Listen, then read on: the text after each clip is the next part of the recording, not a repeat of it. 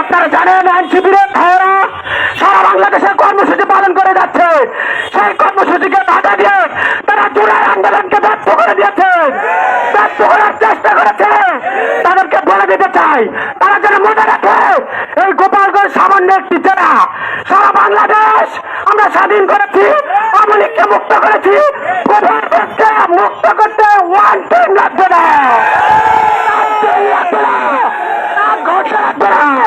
আপনারা কি গোপালগঞ্জ থেকে আওয়ামী লীগ মুক্ত করতে চান, সন্ত্রাস মুক্ত করতে চান?